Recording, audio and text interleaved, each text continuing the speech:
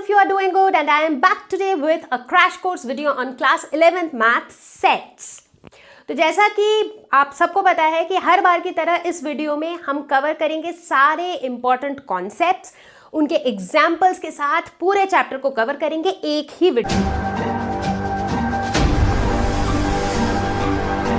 कुछ important topics जो cover करने वाले हैं वो हैं sets notation in roster form and set builder form, empty set, finite and infinite set, singleton set, power set, Venn diagrams, open and closed intervals.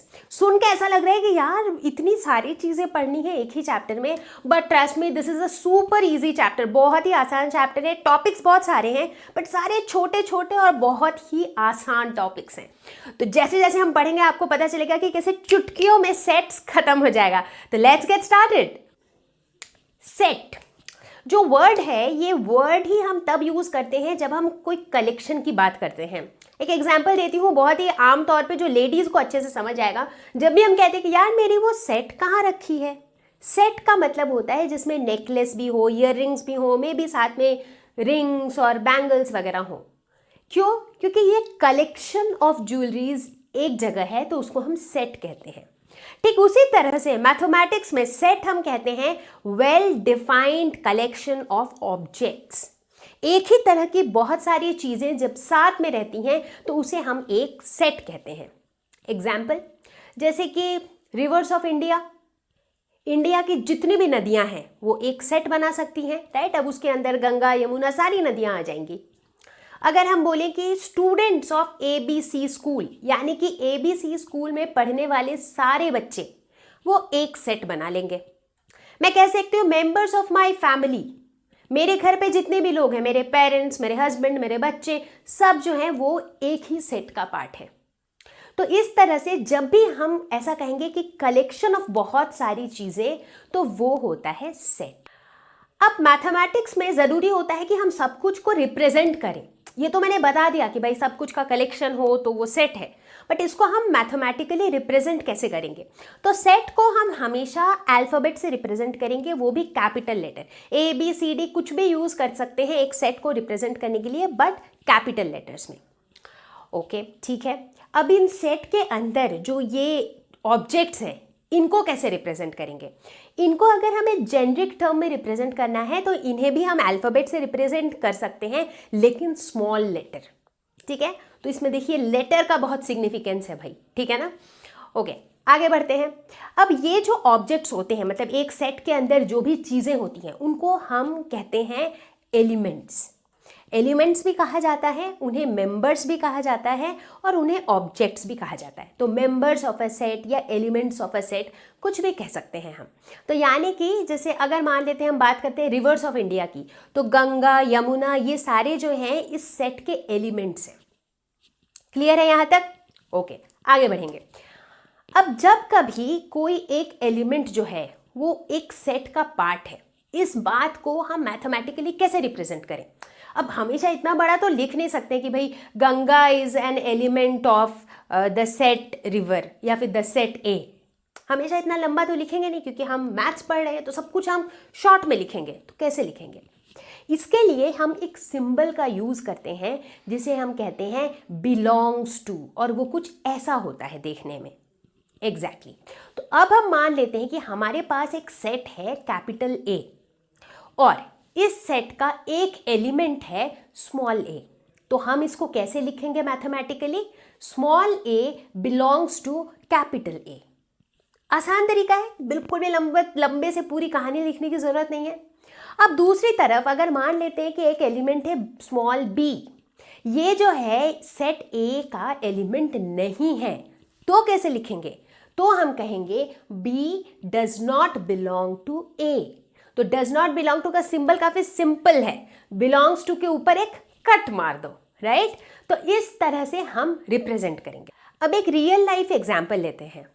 जैसे मान लेते हैं कि हम बात कर रहे हैं एक सेट A की, जिसके अंदर सारे इवन नंबर्स हैं, ठीक है। इवन नंबर्स यानी कि जो भी नंबर 2 से डिविजिबल होता है। तो इसमें किस तरह के नंबर्स आएंगे? 2, 4, 6, 8, 10, 12, 14 ऐसे नंबर्स आएंगे, ठीक है। ये हमारा सेट A है। तो अगर मैं आपसे पूछूं कि 3 जो है क्या वो इस सेट का मेंबर है, लेकिन 3 तो 2 से डिविजिबल है ही नहीं, 3 तो इवन नंबर है ही नहीं, यानी कि हम कहेंगे कि 3 डजंट बिलोंग टू ए। तो अभी तक का सारा कॉन्सेप्ट क्लियर है? ओके। मैथमेटिक्स वर्ल्ड के कुछ पॉपुलर सेट्स जैसे कि कैपिटल N, इससे हम डिनोट करते हैं set of all natural numbers, यानी कि 1 2 3 4 से ले करके इंफिनिटी तक ये सारे नेचुरल नंबर्स हैं और इनके पूरे सेट को हम डिनोट करते हैं कैपिटल N से। उसी तरह Z यूज करते हैं हम सेट ऑफ ऑल इंटीजर्स के लिए जिसमें पॉजिटिव नेगेटिव जीरो सब कुछ आ जाएगा। Q यूज करते हैं set of all rational numbers, rational numbers मतलब P/Q फॉर्म में जो हो जहां पे Q नॉट इक्वल टू 0। और रियल नंबर्स, इसके लिए हम यूज करते हैं कैपिटल R। तो इस तरह से मैथमेटिक्स में जो कॉमनली जिस तरह के नंबर्स यूज होते हैं उनके लिए एक स्पेसिफिक लेटर हम यूज करते हैं उसके सेट को डिनोट करने के लिए। अब यहां पर साफ साफ कहा गया है कि A जो है ये है ऑल इवन नंबर्स का सेट, यानी कि 2 4 6 8 10 12 14 एंड सो ऑन।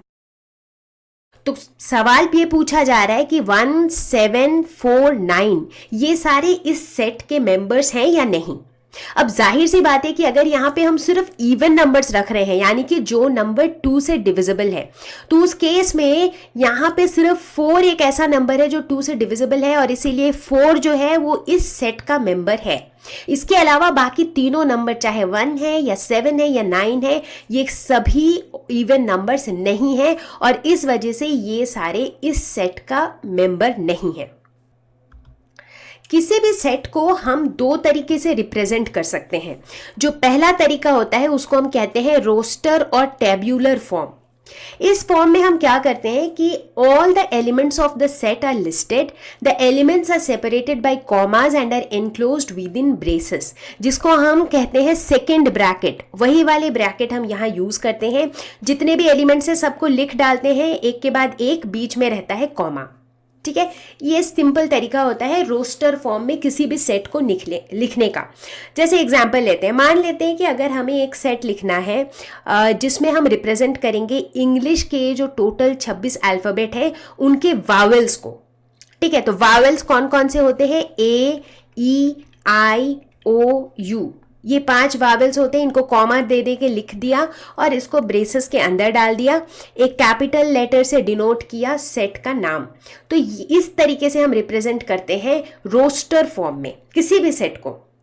और जब हम रोस्टर फॉर्म में रिप्रेजेंटेशन की बात करते हैं तो यहाँ पे ऑर्डर कुछ मैटर नहीं करता है। एज इन हम AEIOU लिखें या फिर हम EIOAU लिखें या UEIOA लिखें, उससे कुछ फर्क नहीं पड़ता है। एलिमेंट्स को हम किसी भी ऑर्डर में लिख सकते हैं। दूसरी बात जो हमें ध्यान रखनी है वो ये है कि कभी भी जब भी हम इस तरह से सेट को रिप्रेजेंट करते हैं तो हम एक ही लेटर को, यानी कि एक ही एलिमेंट को हम 2 बार या एक बार से ज़्यादा बार रिपीट नहीं करते हैं। एक एग्जाम्पल देती हूँ। मान लेते हैं कि हमारे पास एक वर्ड है मैथमेटिक्स। ठीक है, अब अगर मुझे एक सेट बनाना है सारे लेटर्स का जो इस वर्ड को बनाता है, तो इस वर्ड में कितने सारे लेटर्स हैं, जैसे MATHE ऐसे ऐसे करके बहुत सारे लेटर्स से ये वर्ड बना है। तो अगर हमें उन सारे लेटर्स का एक सेट बनाना है तो कैसे बनाएंगे? ब्रैकेट्स के अंदर डालेंगे और सारे लेटर्स को कॉमा दे करके लिखेंगे MATHE, उसके बाद वापस से M, तो M रिपीट हो रहा है। लेकिन हम जब एलिमेंट्स लिखेंगे तो M को रिपीट नहीं करवाएंगे, क्योंकि एक बार तो हमने लिख दिया है कि भाई M जो है वो इस सेट का एलिमेंट है, तो दोबारा लिखने की ज़रूरत नहीं है। A दोबारा रिपीट हो रहा है, ज़रूरत नहीं है। T दोबारा रिपीट हो रहा है, ज़रूरत नहीं है। इसके बाद लिखेंगे सीधा I, C और S। तो set of all the letters that form the word mathematics is this। तो यहाँ 2 बातें याद रखनी है। एक तो ये कि एलिमेंट्स का ऑर्डर मैटर नहीं करता है और हम किसी भी एलिमेंट को रिपीट नहीं करते हैं। अब जो दूसरा तरीका होता है रिप्रेजेंट करने का वो होता है सेट बिल्डर फॉर्म। इस मेथड में ये होता है कि all the elements of a set possess a single common property which is not possessed by any element outside the set. तो इस वाले तरीके में हम क्या करते हैं, हम सारे एलिमेंट्स को लिखते नहीं हैं, जैसे रोस्टर फॉर्म में तो हमने सारे एलिमेंट्स को कॉमा दे देकर लिखा है, यहाँ पे हम सारे एलिमेंट्स नहीं लिखेंगे। यहाँ हम क्या करेंगे, ये जो एलिमेंट्स हैं इनके कुछ एक ऐसी प्रॉपर्टी होगी जो उस सेट के सारे एलिमेंट्स के लिए ट्रू होगी, और उन एलिमेंट्स के अलावा बाहर जितने भी एलिमेंट्स हैं उनके लिए वो ट्रू नहीं होगी। तो इस तरह के रिप्रेजेंटेशन में हम उस प्रॉपर्टी के बारे में मेंशन करते हैं। हम एग्जैक्टली एलिमेंट्स नहीं लिखते हैं, हम खाली वो प्रॉपर्टी के बारे में मेंशन करते हैं। एक एग्जांपल देती हूँ, जैसे कि हम फिर से यही एग्जांपल लेते हैं वावल्स वाला। अब अल्फ़ाबेट के अंदर 26 अल्फ़ाबेट के अंदर सिर्फ 5 ही ऐसे लेटर्स हैं जो वावल्स हैं, राइट। तो ये इनकी एक कॉमन प्रॉपर्टी है।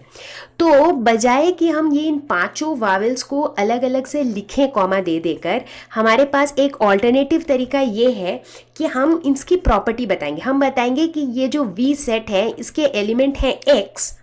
एक्स एक वेरिएबल है जहाँ पे x is a vowel in English alphabet. तो बेसिकली आप यहाँ नोटिस कर रहे हैं कि यहाँ पे हम एलिमेंट्स को लिख नहीं रहे हैं, हम उन एलिमेंट्स की एक ऐसी प्रॉपर्टी बता रहे हैं कि उस प्रॉपर्टी को जान के किसी को भी समझ में आ जाएगा कि इस सेट के अंदर क्या है। अब आप पूछेंगे कि इस तरह का रिप्रेजेंटेशन का ज़रूरत क्या है। अब रोस्टर फॉर्म वावल्स के लिए लिखना तो ईजी है क्योंकि 5 ही वावल्स होते हैं, बट जब हमें कुछ ऐसा रिप्रेजेंट करना हो जिसके अंदर बहुत सारे एलिमेंट्स होंगे, वैसे केसेस में उतने सारे एलिमेंट्स को लिखना फिजिबल नहीं होता है, और वहां पे काम आता है सेट बिल्डर फॉर्म। तो यहां पे एक खास बात ये भी है कि अगर कोई भी सेट ऐसा है जहां पे कोई भी ऐसी कॉमन प्रॉपर्टी नहीं है या फिर कोई भी ऐसा पैटर्न नहीं है, तो उस सेट को हम सेट बिल्डर फॉर्म में नहीं लिख सकते हैं। तो सेट बिल्डर फॉर्म में लिखने के लिए उस सेट के जितने भी एलिमेंट्स हैं उन सब की एक कॉमन प्रॉपर्टी होनी चाहिए। अब यहाँ पर स्क्रीन पे हम कुछ एग्जाम्पल्स देखेंगे सेट के।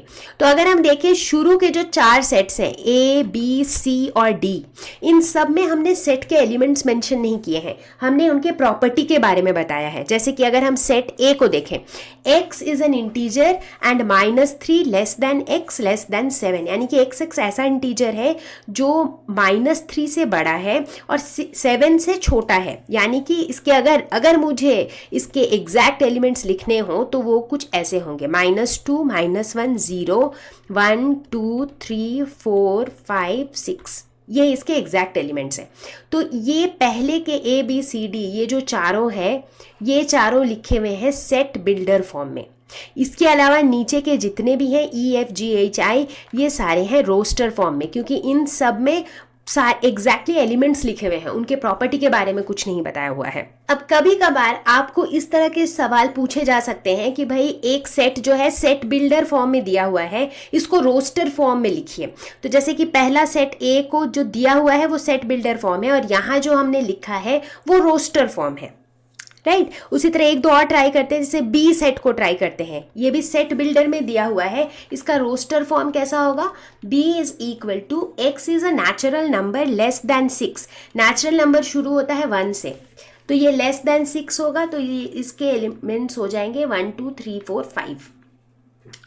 कुछ और ट्राई करते हैं, जैसे मान लेते हैं हम e को ट्राई करते हैं। ये जो है ये दिया हुआ है रोस्टर फॉर्म में, और अगर इसे हमें सेट बिल्डर फॉर्म में लिखना हो तो हम कैसे लिखेंगे, इसकी पहले प्रॉपर्टी ढूंढेंगे, कौन सी ऐसी प्रॉपर्टी है जो इन सब के लिए ट्रू है। तो अगर इसको आप नोटिस करें तो 3 1 3 3 2 6 3 3 9 3 4 12, ये सारे जो है 3 के मल्टीपल हैं, राइट। तो अगर हम ऐसा लिखें e is equal to x, जहाँ पे x is a multiple of 3, क्या इतना ही लिखना काफ़ी होगा? नहीं, क्योंकि अगर सिर्फ इतना लिखेंगे उसका मतलब है कि इसके अंदर तो बहुत सारे और भी नंबर्स आने चाहिए, बट यहाँ तो सिर्फ 4 नंबर्स हैं, राइट। तो यहाँ पे ये भी लिखना ज़रूरी है such that x is less than 15, 15 से कम जो सबसे बड़ा 3 का मल्टीपल होगा वो होगा 12। तो उस केस में ये 3 6 9 और 12 तक ही सीमित रहेगा। तो इस तरह से यहाँ हमने देखा कि ई जो है वो रोस्टर फॉर्म में दिया हुआ था और हमने उसको सेट बिल्डर फॉर्म में लिखा।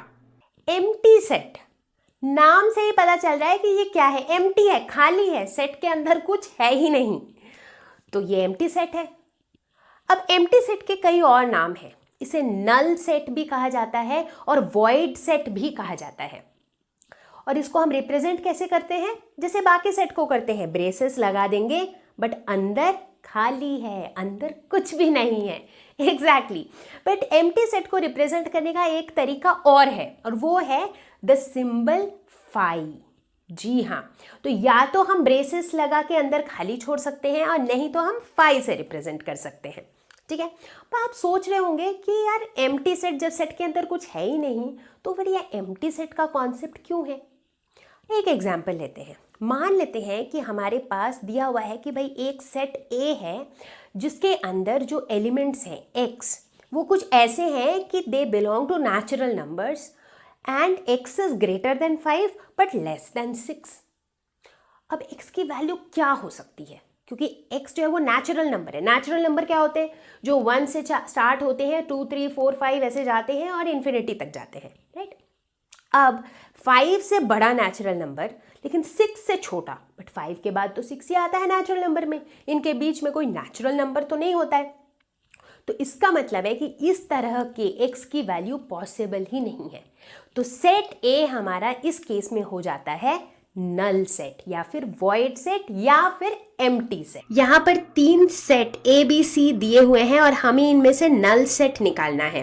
तो पहले वाले सेट का पहले इन सबको रोस्टर फॉर्म में निकालना पड़ेगा, तभी हमें पता चलेगा कि कौन कौन से एलिमेंट्स हैं।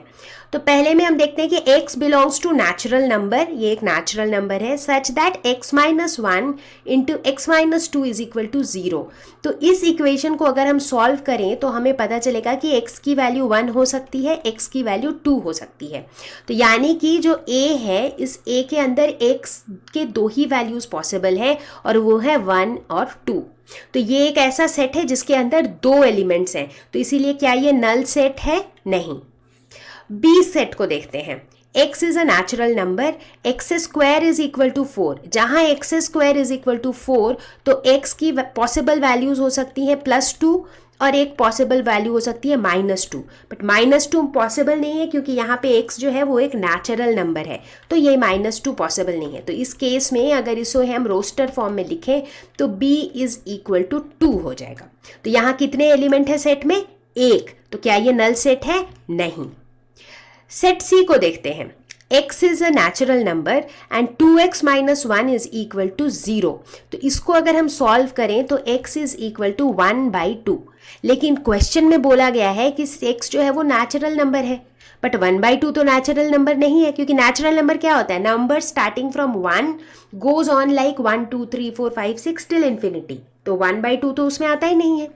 तो इस केस में C के अंदर कितने एलिमेंट हैं? कोई सा भी नहीं, क्योंकि होना चाहिए था हाफ, बट चूंकि हाफ नेचुरल नंबर नहीं है तो इसके अंदर कुछ भी नहीं है। तो क्या ये नल सेट है? यस। फाइनाइट और इनफाइनाइट सेट्स क्या होंगे? ये सब गेस कर चुके होंगे, मुझे पूरा यकीन है। फाइनाइट यानी कि फिक्स्ड नंबर, जिन सेट्स के अंदर फिक्स्ड नंबर ऑफ एलिमेंट्स होते हैं, मतलब कितने एलिमेंट्स हैं वो अगर फिक्स्ड है तो उसे हम कहेंगे फाइनाइट सेट, और अगर उसमें अनगिनत नंबर ऑफ एलिमेंट्स हैं तो उसे हम कहेंगे इनफाइनाइट सेट। जैसे कि अगर हम एक ऐसे सेट की बात करें, मान लेते हैं कि एक सेट ए है जिसके अंदर जो एलिमेंट्स हैं वो क्या है? नेचुरल नंबर्स, यानी कि सारे नेचुरल नंबर्स। अब कितने नेचुरल नंबर्स होते हैं? 1 से शुरू करते हैं तो वो इन्फिनिटी तक जाते हैं। तो ये कैसा सेट हुआ? ये हुआ इनफाइनाइट सेट। दूसरी तरफ हम एग्जाम्पल लेते हैं सेट बी का। इसके अंदर एलिमेंट्स हैं 1 2 3 4 5, 5 फिक्स्ड नंबर ऑफ एलिमेंट्स है, चाहे वो 5 हो, चाहे 50 हो, चाहे 500 हो, चाहे 50,000 हो, बट नंबर जो है वो फिक्स्ड है, फिक्स्ड नंबर ऑफ एलिमेंट्स है। तो ये क्या हुआ? ये हुआ फाइनाइट सेट। कुछ और एग्जाम्पल्स लेते हैं डेली लाइफ से, जैसे कि अगर हम बोले कि भाई एक हमारा सेट है जिसमें डेज ऑफ द वीक है, तो वो फाइनाइट होगा या इनफाइनाइट? एक वीक में कितने दिन होते हैं? 7 दिन। तो यानी कि उस सेट में कितने एलिमेंट्स होंगे? 7। तो वो फाइनाइट सेट है। एक और एग्जाम्पल लेंगे। अगर मान लेते हैं, हम कहते हैं कि एक सेट है जिसके अंदर क्या है? Rats in India. भैया इंडिया में कितने रैट्स हैं ये हम काउंट कर सकते हैं क्या? नहीं काउंट कर सकते हैं। अनगिनत रैट्स होंगे भाई, तो इसीलिए ये हो जाएगा हमारा इनफाइनाइट। स्क्रीन पे फिर से कुछ एग्जांपल्स हैं और हमें बताना है कौन सा फाइनाइट है और कौन सा इनफाइनाइट है।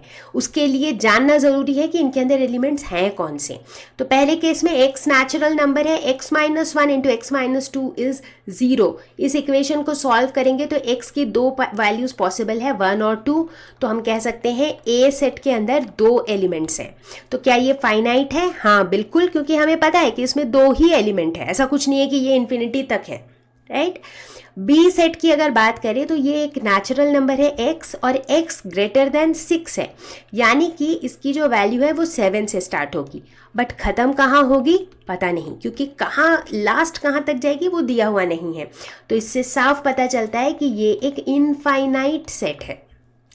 सेट सी, x नेचुरल नंबर है, 2x minus 1 is equal to 0। तो इस इक्वेशन को अगर हम देखें तो x की वैल्यू है 1/2।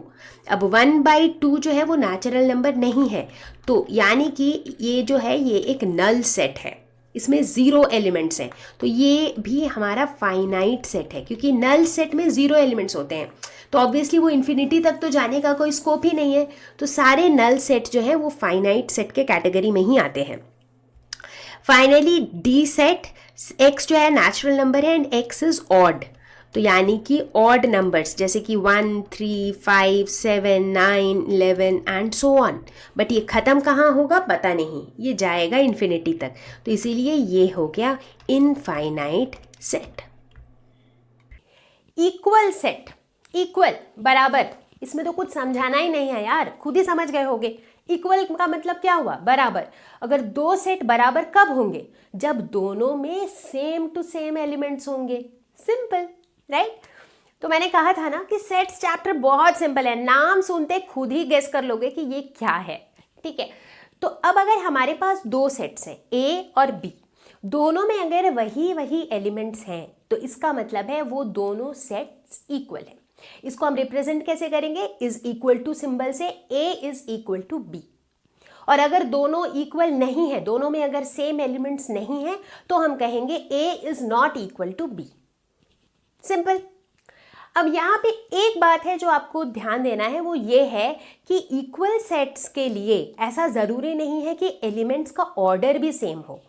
जैसे अगर सेट A में 3 एलिमेंट्स हैं 1 2 3, सेट B में भी 3 एलिमेंट्स हैं 3 2 1, तो क्या ये इक्वल सेट्स होंगे?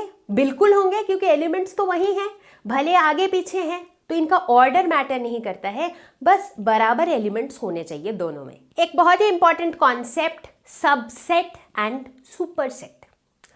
ये हो सकता है आप गेस ना कर पाए हो, बट कोई बात नहीं, मैं समझाऊंगी। सबसेट का कॉन्सेप्ट होता है कि अगर हमारे पास दो सेट्स हैं A और B, तो A जो है वो B का सबसेट तब कहलाएगा जब A के अंदर जितने भी एलिमेंट्स हैं वो सारे एलिमेंट्स B के अंदर भी हैं, बल्कि B में शायद कुछ और एक्स्ट्रा एलिमेंट भी हो सकते हैं, बट A के जितने भी एलिमेंट्स हैं वो सारे के सारे B में हैं। अगर ये कंडीशन सेटिस्फाई होता है तो हम कहेंगे कि A is a subset of B। ठीक है, ध्यान दें, मैं ये नहीं कह रही हूं कि दोनों में सेम एलिमेंट्स होना चाहिए, मैं ये कह रही हूं कि A में जितने एलिमेंट हैं, मान लेते हैं, एग्जांपल लेते हैं, A एक सेट है A जिसके अंदर 3 एलिमेंट्स हैं 1 2 3, एक सेट है B जिसके अंदर 4 एलिमेंट्स हैं 1 2 3 4। ठीक है, अब A के अंदर जितने भी एलिमेंट्स हैं वो सारे एलिमेंट्स B के अंदर हैं। इसका क्या मतलब हुआ? A is a subset of B। भले ही B में थोड़े एक्स्ट्रा एलिमेंट्स हैं, कोई बात नहीं, बट A के अंदर जितने हैं वो सारे तो B में है ना, तो A is a subset of B। लेकिन अगर मैं कहूँ कि क्या B जो है वो भी A का सबसेट है? नहीं, क्योंकि B के अंदर 4 एलिमेंट्स हैं और वो सारे एलिमेंट्स A के अंदर नहीं हैं, इसीलिए B is not a subset of A। Clear है यहाँ तक? ठीक है। अब सबसेट की जब हम बात करते हैं तो इसमें एक कॉन्सेप्ट और आता है, कोई भी सेट वो अपने खुद का सबसेट होता है। अगर A एक सेट है जिसमें 1 2 3 3 एलिमेंट्स हैं, तो 1 2 3 चूंकि उसके खुद में है तो वो खुद का तो सबसेट ही है, राइट। तो एक कोई भी सेट जो है वो अपने आप का सबसेट होता है। ये एक चीज़ आपको याद रखनी है।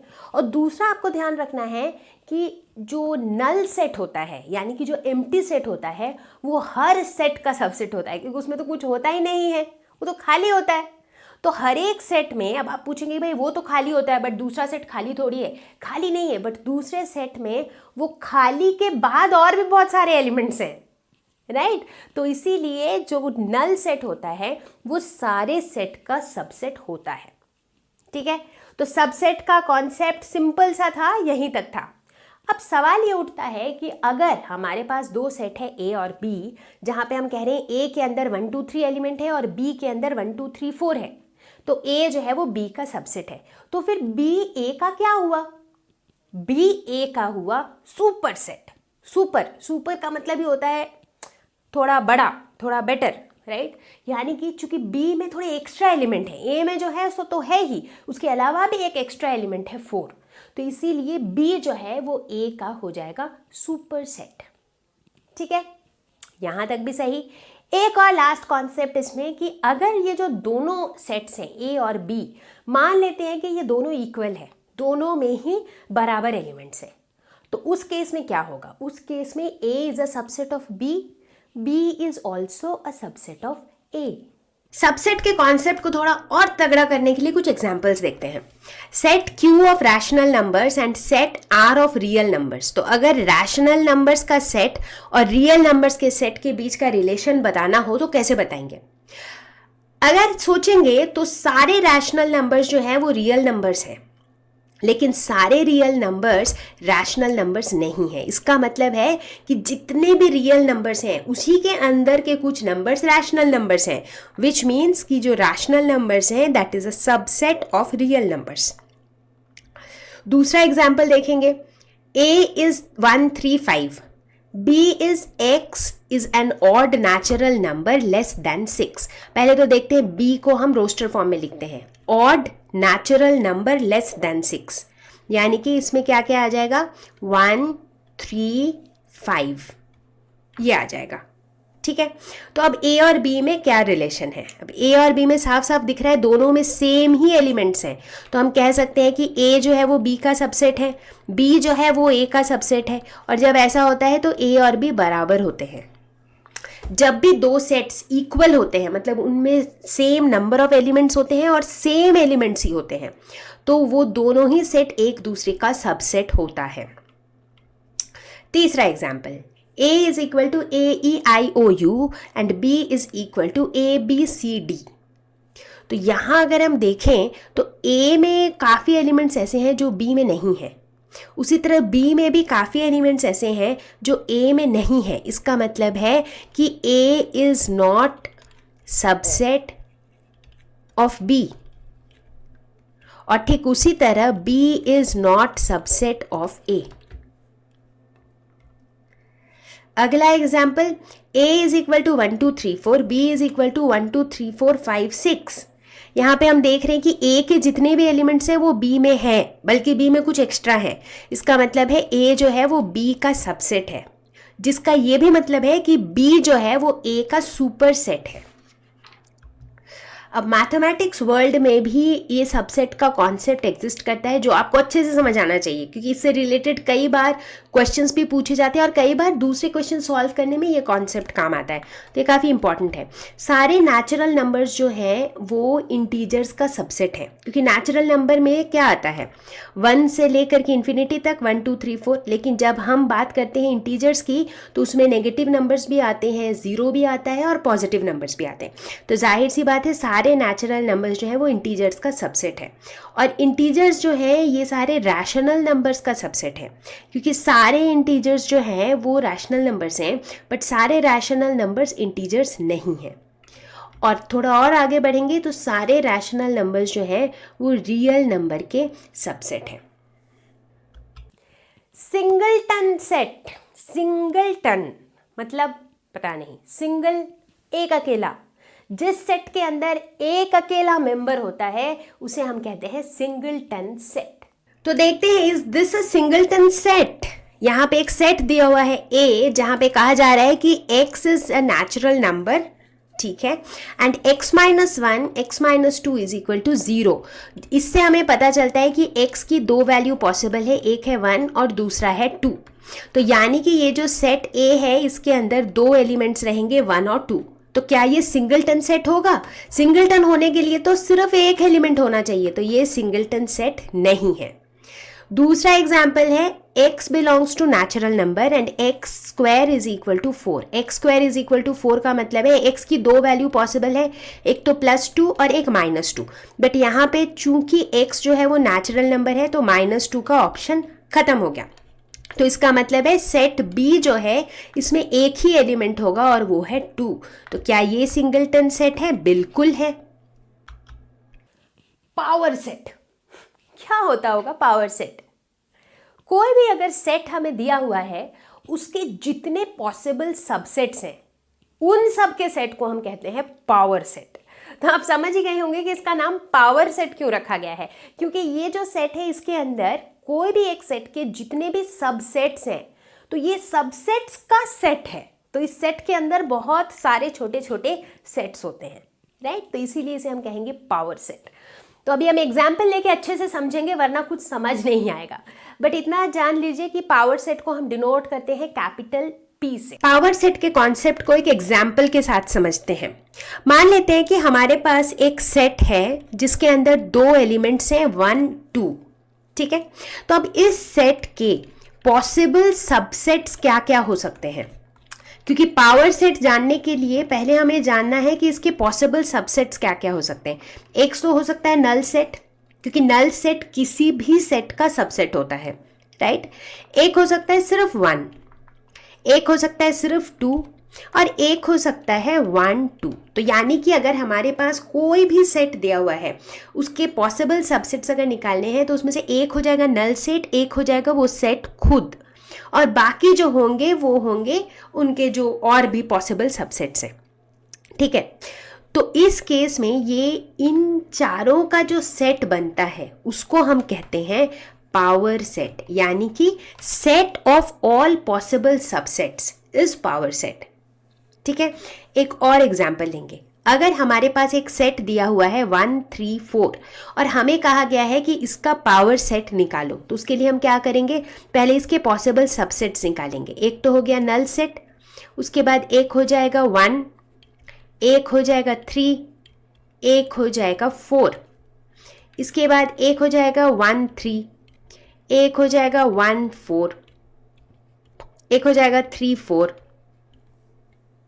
ठीक है? एक हो जाएगा 1 3 4। तो टोटल यहाँ पे हमारे 8 सबसेट्स हैं और इन सब का जो सेट है वो इसका हो जाएगा इसका पावर सेट, ठीक है? अब जब हम पावर सेट के कॉन्सेप्ट को समझ रहे हैं तो यहाँ पे आपने एक चीज नोटिस किया होगा, पहला जो सेट था उसमें 2 ही एलिमेंट्स थे, तो यहाँ पे कितने पॉसिबल सबसेट्स थे? 4। अगले वाले में 3 एलिमेंट्स थे, तो यहाँ पे कितने पॉसिबल सबसेट्स थे? 8। तो बेसिकली इससे हम एक चीज और कंक्लूड कर सकते हैं कि अगर नंबर ऑफ एलिमेंट्स किसी भी कोई भी एक सेट A अगर है और अगर उसमें नंबर ऑफ एलिमेंट्स जो है वो m है, मान लेते हैं उसमें m एलिमेंट्स हैं। अब जैसे यहाँ पे 2 एलिमेंट है, यहाँ 3 एलिमेंट है, तो यानी कि m की वैल्यू 2 या 3 है, ठीक है? तो ऐसे केस में जो पावर सेट होगा इसका, यानी कि P of A, power set को हम ऐसे रिप्रेजेंट करते हैं। तो पावर सेट में जो नंबर ऑफ एलिमेंट्स होंगे वो कितने होंगे? 2 टू द पावर m। अब इसको वेरीफाई करके देखते हैं। जो पहला एग्जाम्पल है, यहाँ पे सेट A में नंबर ऑफ एलिमेंट्स कितने हैं? 2, और पावर सेट में कितने एलिमेंट्स हैं? 1 2 3 4, यानी कि 2 to the power 2, that is 4। दूसरा एग्जाम्पल में सेट के अंदर कितने एलिमेंट्स हैं? 3, और 2 टू द पावर 3 क्या होता है? 8, इसीलिए पावर सेट में 8 एलिमेंट्स हैं। जो यूनिवर्सल सेट क्या होता होगा? यूनिवर्सल सेट, अब मेरा एक क्वेश्चन है, यूनिवर्स क्या होता है? जिस तरह यूनिवर्स के अंदर सब कुछ आता है, प्लैनेट्स हो, स्टार्स हो, ये सोलर सिस्टम वगैरह वगैरह, सब कुछ जो है वो यूनिवर्स के अंदर आता है। उसी तरह यूनिवर्सल सेट एक ऐसा सेट है जिसके अंदर बाकी सारे सेट्स वगैरह सब कुछ आता है, यानी कि ये एक ऐसा सेट है जिसके अंदर कोई भी एक गिवन सिचुएशन के ऑल पॉसिबल वैल्यूज होते हैं। एग्जाम्पल लेके समझते हैं, जैसे कि मान लेते हैं हम बात करते हैं नेचुरल नंबर्स की। नेचुरल नंबर्स क्या होते हैं? एक स्पेसिफिक टाइप के नंबर होते हैं, जैसे 1 2 3 4 5 6, ठीक है। बात करते हैं रैशनल नंबर्स की, ये क्या होते हैं?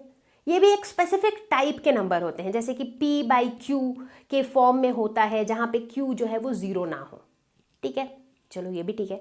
इंटीजर्स की बात करते हैं, ये भी एक स्पेशल तरीके के नंबर्स होते हैं जिसमें सारे पॉजिटिव, सारे नेगेटिव और 0 ये सब आता है। तो ये सारे जो नंबर्स हैं ये कुछ कुछ अलग अलग टाइप के नंबर्स होते हैं। अब हम बात करते हैं रियल नंबर्स की। तो रियल नंबर्स जो हैं वो एक ऐसा सेट है जिसके अंदर ये अभी जो भी तीनों नंबर्स की मैंने बात की वो सारे उसके सबसेट हैं, सभी उसके अंदर फॉल करता है। तो इस केस में रियल नंबर को हम कंसिडर कर सकते हैं कि एक यूनिवर्सल सेट है जिसके अंदर ये सारे जो हैं सबसेट्स हैं। तो बेसिकली कोई भी एक सिचुएशन, कोई भी एक प्रॉब्लम के अंदर उसके जितने पॉसिबल सॉल्यूशंस हैं वो सब कुछ यूनिवर्सल सेट में आता है, और यूनिवर्सल सेट के अंदर जो है अलग अलग सेट्स होते हैं। जब हम वेन डायग्राम्स पढ़ेंगे तब आप देखेंगे कि किस तरीके से हम यूनिवर्सल सेट को हमेशा दिखाते हैं कि भाई टोटल जो है वो एक रेक्टेंगल में हम दिखाते हैं यूनिवर्सल सेट, और उसके अंदर सर्कल्स में हम दिखाते हैं अलग अलग सेट्स। सेट्स के बारे में हम जब भी पढ़ते हैं ज़रूरी है कि हम ओपन और क्लोज इंटरवल का कॉन्सेप्ट को एकदम क्रिस्टल क्लियर कर लें, वरना कई बार हम फालतू में इसको लेके बहुत कंफ्यूज होते रहते हैं। आपने देखा होगा कि सेट्स में स्पेशली जब हम सेट बिल्डर नोटेशन में लिखते हैं तो वहाँ पे कई बार हम इस तरह के डिस्क्रिप्शन लिखते हैं कि x की जो वैल्यू है that is greater than 5 less than 10, right. तो इस तरह के सिचुएशन में हम ओपन इंटरवल और क्लोज्ड इंटरवल को यूज़ कर सकते हैं, ठीक है। तो सवाल ये उठता है कि भाई इंटरवल होता क्या है? तो ये जो 5 और 10, ये जो दो एंड पॉइंट्स हैं, ये हमें बताती हैं कि वो इंटरवल क्या है, मतलब x जो है वो किस रेंज में लाई करता है। चलो ये भी ठीक है। अब ये इंटरवल दो तरह के होते हैं। एक होता है ओपन इंटरवल। ओपन इंटरवल का मतलब होता है कि x की जो वैल्यू है वो 5 से ज़्यादा है और 10 से कम है, यानी कि अगर मैं x की वैल्यूज़ लिखने बैठूं तो पहला नंबर क्या आएगा? 5 आएगा? नहीं आएगा। 5 से अधिक है तो 6 से गिनती चालू होगी, 6 7 8 9, वापस 10 भी नहीं आएगा क्योंकि ये 10 से लेस है। तो ओपन इंटरवल वो होता है जिसमें जो एंड पॉइंट्स हैं यानी कि 5 और 10 ये इंक्लूडेड नहीं होते हैं, ठीक है। तो ओपन इंटरवल को हम डिनोट कैसे करते हैं? फर्स्ट ब्रैकेट से। आपने देखा होगा फर्स्ट ब्रैकेट कैसा होता है, ऐसा कुछ यूं दिखता है फर्स्ट ब्रैकेट, ठीक है। एक बहुत ज़रूरी बात यहाँ पे ये हो जाती है कि याद कैसे रहेगा कि ओपन इंटरवल कौन सा वाला होता है और क्लोज्ड कौन सा वाला? दिक्कत है, ऐसे याद रखेंगे। ओपन इंटरवल जो है वो फर्स्ट ब्रैकेट से यूज़ करते हैं। फर्स्ट ब्रैकेट को अगर ऐसे ज्वाइन कर दे तो क्या बन गया? लगभग ओ बन गया। तो ओ मतलब फर्स्ट ब्रैकेट। जहाँ पे भी ये फर्स्ट ब्रैकेट दिखे 5, 10 और उसके आसपास फर्स्ट ब्रैकेट, यानी कि ये ओपन इंटरवल है, यानी कि 5 और 10 ये दोनों की वैल्यू इंक्लूडेड नहीं है। तो ये हो गया ओपन इंटरवल क्लियर। अब बारी है क्लोज्ड इंटरवल की। क्लोज्ड इंटरवल में क्या होता है कि जो एंड पॉइंट्स हैं वो इंक्लूडेड होते हैं, यानी कि 5 और 10 भी इंक्लूडेड होते हैं। इसका मतलब है x की जो वैल्यू है वो ग्रेटर देन इक्वल टू 5 होता है और लेस देन इक्वल टू 10 होता है। तो उसकी गिनती जो है यहाँ से स्टार्ट होती है 5 6 7 8 9 10। तो अब फिर से वही सवाल कि क्लोज्ड इंटरवल को डिनोट कैसे करते हैं? थर्ड ब्रैकेट से, स्क्वायर ब्रैकेट्स जिसे कहते हैं, कुछ यूं, ठीक है। तो ये जो थर्ड ब्रैकेट है ये क्लोज्ड इंटरवल है। कैसे याद रहेगा? अगर इसे हम ज्वाइन कर दें, ये लगभग एक खिड़की के जैसा है, खिड़की, बंद खिड़की, तो इसीलिए ये क्लोज्ड है। और क्लोज्ड है मतलब जो एंड पॉइंट्स हैं वो इंक्लूडेड है। तो कई बार आपको इसमें कंफ्यूजन होने के चांसेस रहते हैं कि भाई ब्रैकेट देख के याद नहीं आता है कि भाई ये ओपन इंटरवल है या क्लोज्ड। बट अब जो है इस मेमोरी टिप से आपको याद रहेगा कि ओपन इंटरवल ओ यानी कि फर्स्ट ब्रैकेट, ठीक है।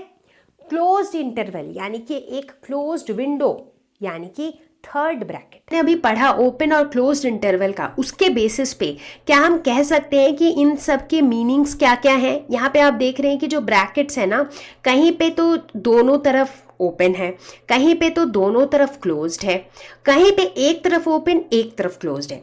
तो क्या इन सब के मीनिंग्स हम बता सकते हैं? बिल्कुल बता सकते हैं। इसका मतलब है दोनों तरफ ओपन है, तो इसका मतलब है जो x की वैल्यू है वो कुछ ऐसी है कि वो a से कम है, वो a से ज़्यादा है और b से कम है। अगर हम इसकी बात करें तो ये क्लोज्ड है, यानी कि x की वैल्यू ऐसी है कि वो greater than equal to a है और less than equal to b है। तो इस केस में जो है a और b दोनों की वैल्यूज इंक्लूडेड है यहाँ पे। तीसरे केस में हम कहेंगे कि x की जो वैल्यू है वो कुछ ऐसी है, ये b है, ये a है, ये a की तरफ क्लोज्ड है, यानी कि a less than equal to x is than b, क्योंकि b की तरफ ये ओपन है। उसी तरह यहाँ पे हम कह सकते हैं कि x की ऐसी वैल्यू है कि a लेस देन x है, लेकिन x less than equal to b है, तो b इसमें इंक्लूडेड है बट a इंक्लूडेड नहीं है। तो बेसिकली ये मैंने इसलिए बताया कि इस तरह के ऑप्शंस भी पॉसिबल है जहाँ पे एक तरफ ओपन है और दूसरी तरफ क्लोज्ड है। जैसे अगर आपको इस फॉर्मेट में दिया हुआ हो और कहा जाए कि उसे इंटरवल के फॉर्म में लिखो, तो कैसे लिखेंगे? -4 लेस देन x, यानी कि -4 जो है वो इंक्लूडेड नहीं है, तो ये -4 से पहले क्या हो जाएगा? Open. x less than equal to 6, less than equal to 6 यानी कि 6 इंक्लूडेड है, तो 6 की तरफ हो जाएगा क्लोज्ड। खतरनाक इंपॉर्टेंट टॉपिक है इस लेसन का और वो है वेन डायग्राम्स। अजीब सा नाम है वेन डायग्राम्स, ऐसा नाम क्यों है? क्योंकि इसे एक साइंटिस्ट के नाम के ऊपर दिया गया है और जिसका नाम था जॉन वेन। ठीक है, ये डायग्राम्स क्या करते हैं?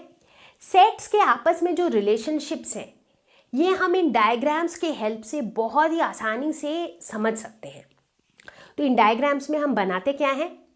इनके कुछ प्रोटोकॉल्स हैं। इन डायग्राम्स में हम यूज़ करते हैं रेक्टेंगल्स और सर्कल्स का अलग अलग सेट्स को रिप्रेजेंट करने के लिए, जिसमें रेक्टेंगल जो है वो रिप्रेजेंट करता है यूनिवर्सल सेट को, जिसके अंदर सारे पॉसिबल वैल्यूज हैं किसी भी एक पर्टिकुलर प्रॉब्लम का। और जितने बाकी सबसेट्स हैं, क्योंकि बाकी तो सारे सेट यूनिवर्सल सेट के सबसेट ही होंगे, तो उन सारे सबसेट्स को हम डिनोट करते हैं सर्कल्स से।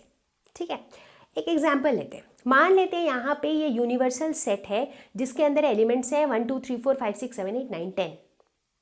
इसका एक सबसेट है या फिर एक सेट है A, उसके अंदर एलिमेंट्स हैं 1 2 3 4, तो उसको हमने बना दिया एक सर्कल इस रेक्टेंगल के अंदर। तो हम देख रहे हैं कि सर्कल के अंदर 1 2 3 4 है और बाकी जो है वो सर्कल से बाहर है लेकिन रेक्टेंगल के अंदर है। तो एक तरह से 1 से लेके 10 तक सारे नंबर्स जो हैं रेक्टेंगल के तो अंदर ही है, लेकिन सिर्फ 4 नंबर जो हैं वो सर्कल के अंदर है।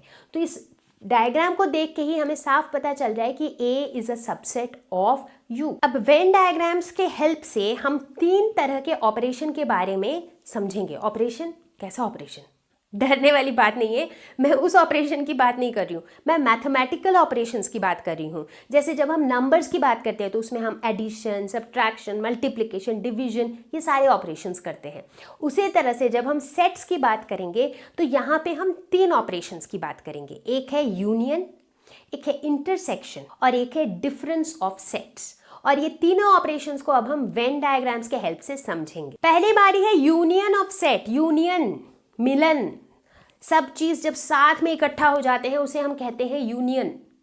तो अगर हमारे पास 2 सेट है A और B, तो A और B का यूनियन क्या हो जाएगा? A के सारे एलिमेंट्स प्लस B के सारे एलिमेंट्स। सिंपल। और इसको हम डिनोट कैसे करेंगे? इसके लिए हम ये सिंबल यूज करेंगे U।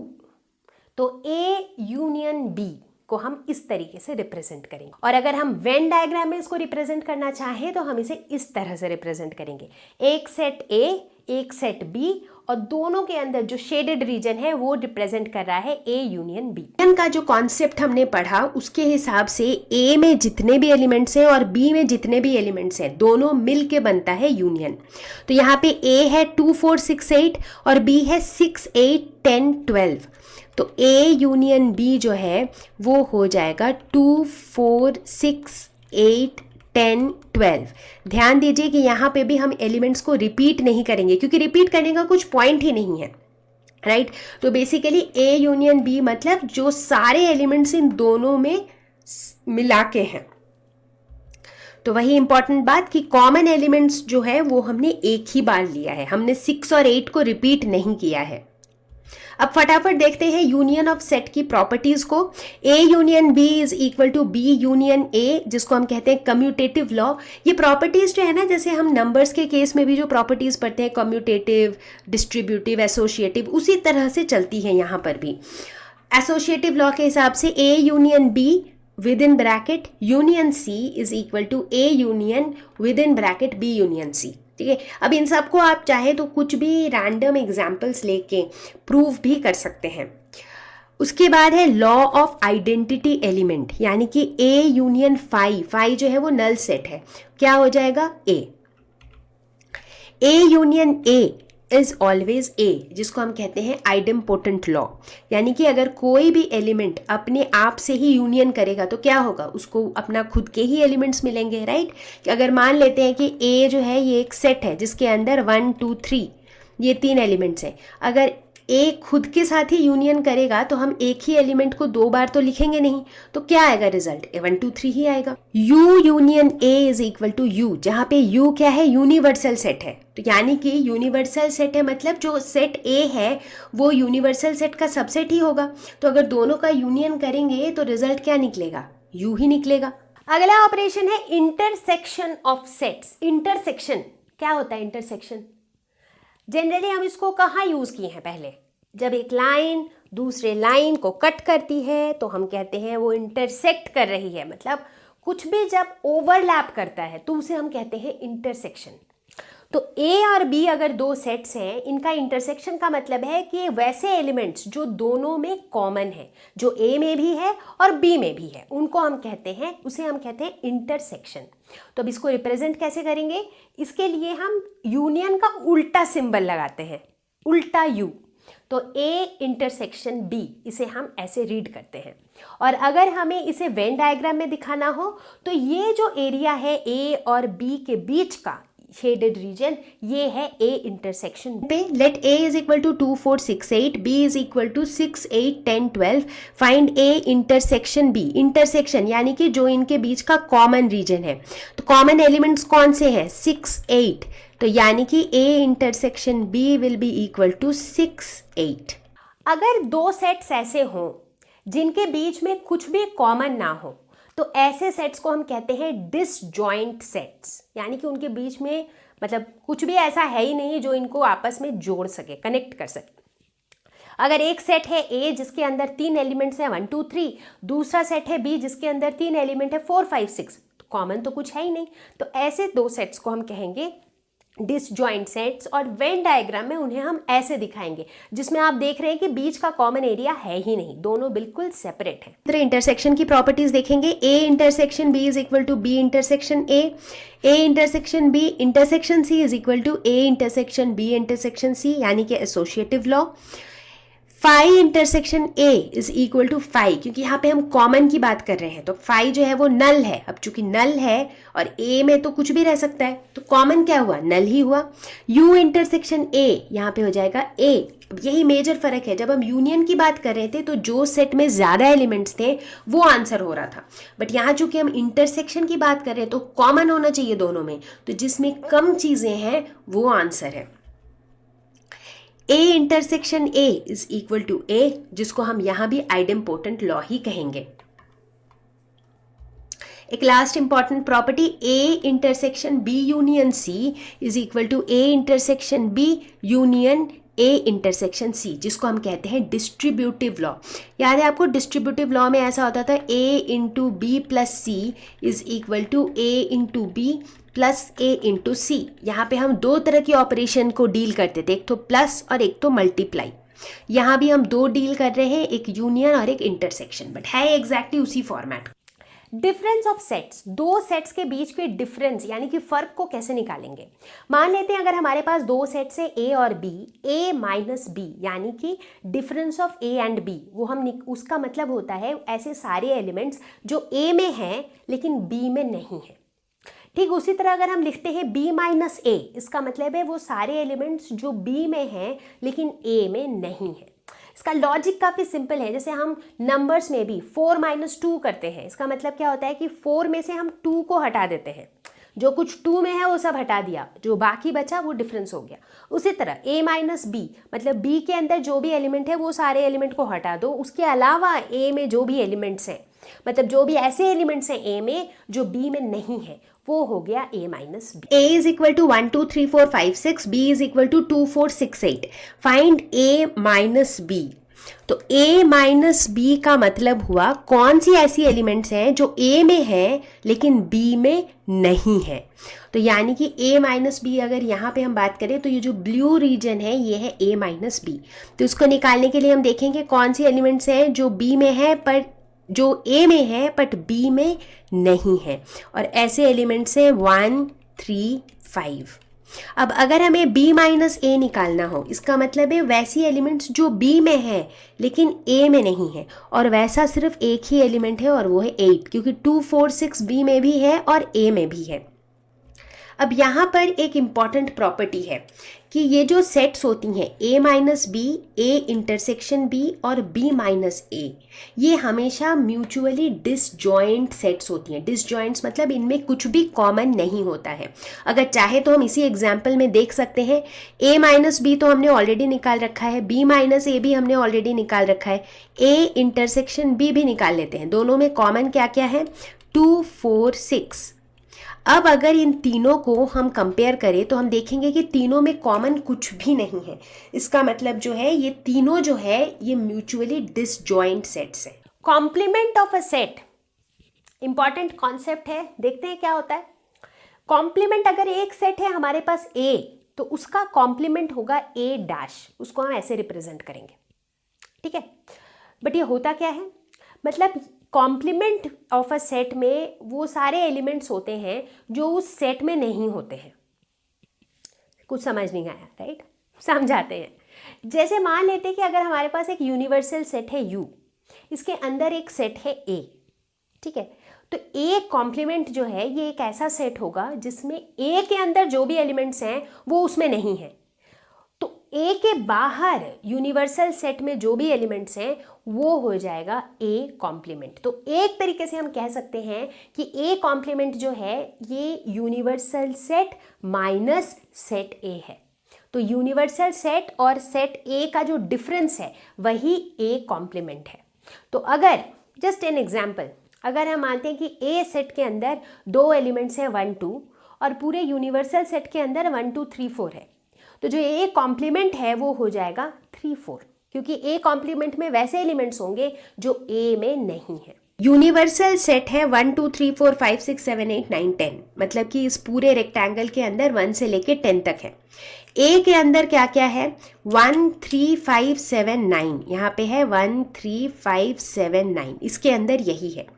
तो A का जो कॉम्प्लीमेंट होगा यानी कि A डैश जो होगा उसमें वैसी एलिमेंट्स होंगी जो A में नहीं है, A के अलावा बाकी बाहर जो कुछ भी है वो सारे होंगे। तो बेसिकली यूनिवर्सल सेट में से हम वैसे एलिमेंट्स हटा देंगे जो A में है, यानी कि हम 1 3 5 7 और 9 को हटा देंगे, तो बचेगा क्या? 2 4 6 8 10।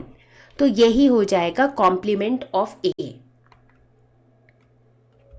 अब जल्दी से कॉम्प्लीमेंट सेट्स की प्रॉपर्टीज देखते हैं। अगर A और A डैश ये दो कॉम्प्लीमेंट सेट्स हैं तो A union A complement is equal to U, A intersection A complement is equal to 5, क्योंकि कॉमन तो इनके बीच में कुछ होता ही नहीं है, तो ऑब्वियसली इंटरसेक्शन जो है वो नल सेट ही होगा। डी मॉर्गन्स लॉ कहते हैं इसे, जो कहता है कि A union B dash is equal to A dash intersection B dash. उसी तरह A intersection B dash is equal to A dash union B dash. अब इनको अगर आप चाहें तो बड़े ही आराम से आप वेन डायग्राम की हेल्प से भी प्रूव कर सकते हैं। वेन डायग्राम्स भी अभी हमने पढ़ा है and it's very easy to prove these things using Venn diagrams. हालांकि मैं अभी यहाँ पे ये सब प्रूव नहीं कर रही हूँ क्योंकि ये एक क्रैश कोर्स वीडियो है। लॉ ऑफ डबल कॉम्प्लीमेंटेशन, जिसका मतलब है कि A डैश डैश का मतलब होता है A, जो कि काफ़ी ऑब्वियस सी बात है। मान लेते हैं अगर A एक सेट है जिसमें है एलिमेंट्स 1 और 2 और यूनिवर्सल सेट जो है वो है 1 2 3 4, तो इस केस में ए डैश जो होगा वो क्या होगा 3 4, वैसे एलिमेंट्स जो ए में नहीं है। तो अब अगर हम ए डैश का डैश निकालें, यानी कि इस ए डैश का कॉम्प्लीमेंट, तो यानी कि ए डैश में जो भी चीज़ें हैं वो हमें नहीं चाहिए, तो क्या बचेगा हमारे पास 1 2। तो बेसिकली ए डैश डैश जो है ये ए के ही बराबर हो गया। Law of empty set and universal set ये कहता है कि फाई डैश, फाई का जो कॉम्प्लीमेंट है, नल सेट का कॉम्प्लीमेंट होता है यूनिवर्सल सेट, और यूनिवर्सल सेट का कॉम्प्लीमेंट होता है नल सेट, क्योंकि वो दोनों एक दूसरे के बिल्कुल ऑपोजिट है।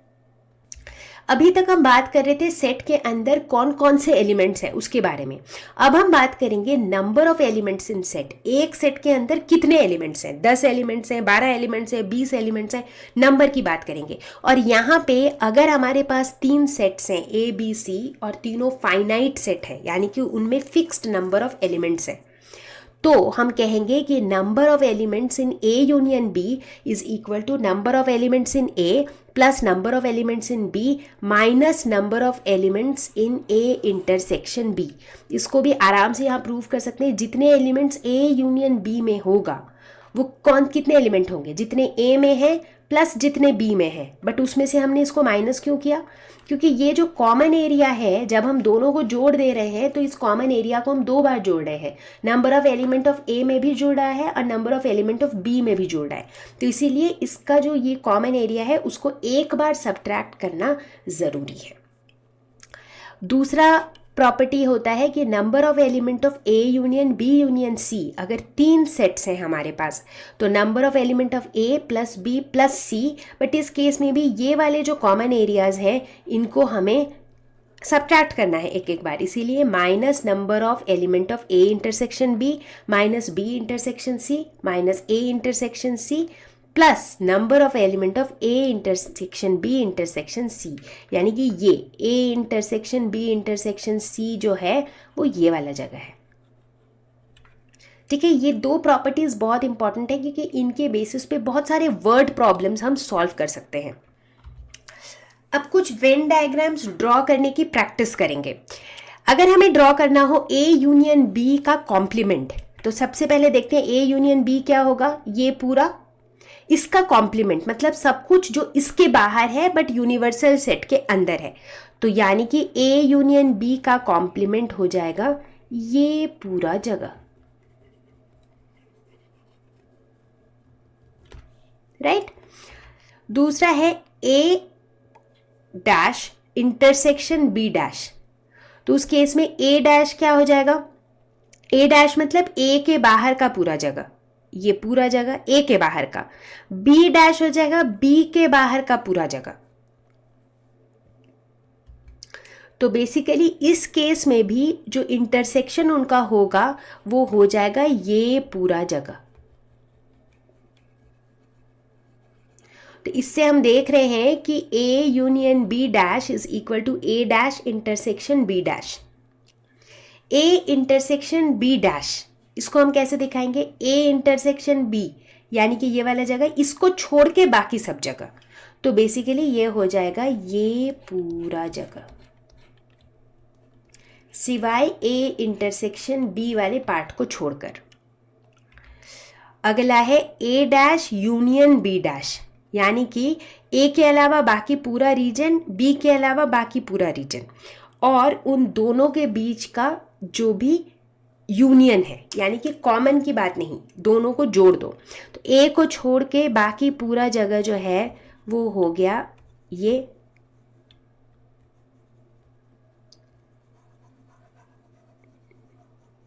ठीक है, ये पूरा हो गया। बी को छोड़ के बाकी पूरा जगह ये क्या हो गया, ये बी को छोड़ के अगर हम बाकी पूरा करेंगे तो उसमें ये भी आ जाएगा, और दोनों का यूनियन मतलब सिर्फ ये बीच वाला पार्ट छोड़ के बाकी पूरा ही आ जाएगा, तो उससे हम देख रहे हैं कि ये दोनों बराबर है और ऊपर के ये दोनों बराबर है। तो वेन डायग्राम से हमें काफ़ी आसानी से इस तरह की जो रिलेशनशिप्स हैं ये हम बहुत आसानी से प्रूव कर सकते हैं। और अब हम एक लास्ट वर्ड प्रॉब्लम देखेंगे।